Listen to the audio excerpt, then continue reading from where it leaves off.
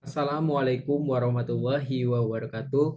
Salam Om Swastiastu, Namo Buddhaya, salam kebajikan, dan salam sejahtera bagi kita semua. Sebelumnya, kami mengucapkan terima kasih kepada Bapak Hajan Hidayat selaku dosen pengajar pada mata kuliah Kepemimpinan dan Manajemen Perubahan. Sebelumnya, di sini kami akan mempresentasikan yaitu proposal manajemen perubahan yang kami buat, yang dimana judul proposal kami yaitu strategi manajemen perubahan terhadap ruang basement pada gedung Tissing Factory. Yang dimana di sini kami dari kelompok 1 dari kelas ABT 5B pagi, yang dimana nama anggota yang pertama yaitu Zarwanda Asfarina dengan NIM 038, selanjutnya yaitu Ahadil Maskur dengan NIM 046, selanjutnya yaitu ada Salwa Virgina Sucitra dengan NIM 050, dan yang terakhir yaitu ada Marfalah dengan NIM 058. Baiklah, di sini kami akan masuk ke pembahasan yang pertama.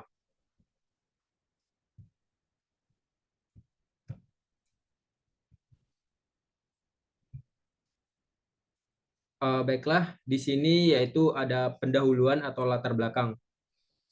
Mengingat sarana dan prasarana salah satu faktor yang penting terhadap aktivitas yang dilaksanakan oleh mahasiswa, maka persyaratan dan penggunaan fasilitas diharapkan mampu mengacu terhadap pada tujuan fasilitas tersebut dibuat. Penggunaan fasilitas ruangan jika dilakukan secara efektif dan efisien akan mendukung kegiatan operasional dengan tujuan menciptakan suatu fasilitas serta wadah di gedung Tissing Factory yang dapat memberikan hal positif bagi para mahasiswa untuk mengembangkan potensi diri dalam bidang akademik dan non-akademik.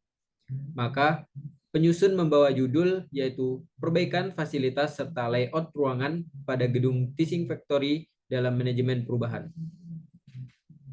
Baiklah, selanjutnya akan dijelaskan oleh rekan saya. Perkenalkan, nama saya Zarwanda Asfarina dengan NIM 41220011038. Baik, kali ini saya akan membahas landasan teoris. Manajemen perubahan adalah upaya yang dilakukan untuk mengelola akibat-akibat yang ditimbulkan oleh perubahan yang terjadi dalam suatu organisasi.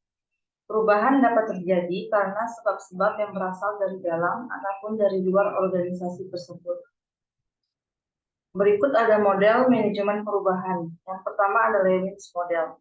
Model ini mendeskripsikan tahapan-tahapan dalam melakukan perubahan berencana dan perbaikan secara terus-menerus, membantu dalam keberlanjutan jangka panjang dalam suatu manajemen organisasi. Yang kedua ada planning model. Planning model adalah proses mempersiapkan seluruh organisasi atau sebagian besar darinya untuk mencapai tujuan baru atau bergerak ke arah yang baru. Yang ketiga ada action based model, yaitu proses ARM mendorong kolaborasi dan kerjasama di antara para pemimpin dan karyawan untuk meningkatkan hubungan dan komunikasi mereka. Yang keempat ada Potters model. Potter memberikan urutan langkah-langkah perubahan dimulai dengan menciptakan rasa urgensi, merekrut kepemimpinan dalam perubahan, membangun visi dan mengkomunikasikannya secara efektif, mengatasi rintangan, membuat kemenangan berkala, lalu terus mengarahkan momentum perubahan. Selanjutnya akan dilanjutkan oleh rekan saya. Terima kasih. Perkenalkan, saya Salwa Virginia Sucitra dengan NIM 050. Di sini saya akan melanjutkan yaitu rencana manajemen perubahan tahapan dengan Lewins model. Yang pertama itu ada tahap unfreezing. Jadi tahapan ini dilakukan tindakan untuk membangun motivasi serta pengetahuan individu-individu di dalam gedung RTF. Upaya yang dilakukan adalah membangun keyakinan dan pemahaman SDM yang bertugas bahwa perubahan merupakan suatu keharusan dan satu-satunya keyakinan yang dapat dilakukan. Kemudian upaya yang dilakukan adalah mengikuti dan berpartisipasi dalam perubahan tersebut. Oleh karena itu, ruang basement pada gedung RTF perlu dilakukan perbaikan layout atau tata letak ruangan untuk digunakan sebagai fungsi awal ruangan tersebut dibangun. Selanjutnya pada tahap yang kedua yaitu ada tahap moving, yaitu tahap yang dilakukan menggambarkan proses peralihan di dalam organisasi menuju perubahan yang diharapkan. Upaya perubahan berikutnya dalam tahapan moving ini adalah perubahan upaya merubah basement saat ini hingga kembali menjadi fungsi awal. Pada tahapan ini juga mulai dilakukan proses perubahan terhadap SDM yang bertugas terhadap pengelolaan dan pemeliharaan ruang basement untuk meningkatkan kompetensi agar setiap elemen organisasi, baik individu maupun kelompok secara bersama-sama berpartisipasi mewujudkan perubahan. Kemudian yang terakhir yaitu tahap rephrasing. Di sini tahap rephrasing merupakan tahap akhir dalam perubahan organisasi menurut Lewins. Jadi fokus organisasi pada tahap ini adalah membangun stabilitas organisasi dengan melakukan penguatan dan evaluasi terhadap upaya-upaya perubahan yang dilaksanakan pada tahap-tahap sebelumnya. Penguatan pada aspek sumber daya manusia dapat ditempuh dengan melakukan penyempurnaan dan harmonisasi terhadap sesama SDM dengan manajemen organisasi. Upaya penguatan lainnya adalah dengan menyelenggarakan kegiatan seminar atau workshop bagi SDM untuk menambah pengetahuan. Sekian dari saya, selanjutnya akan dilanjutkan oleh rekan saya. Baiklah, di sini saya akan melanjutkan presentasi mengenai anggaran kebutuhan dana. Di sini sudah ditampilkan kebutuhan dana yang kita butuhkan.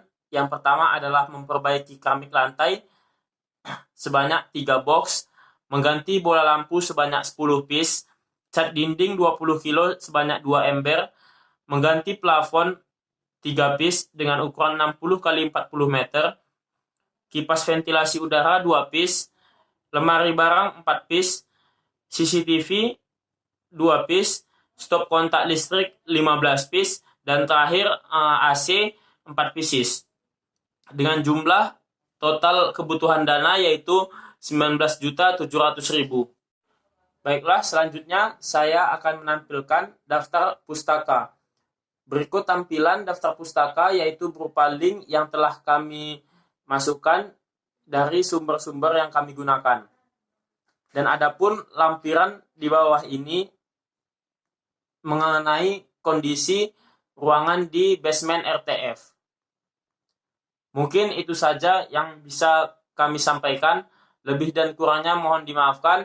Billahi taufiq wal hidayah. Wassalamualaikum warahmatullahi wabarakatuh.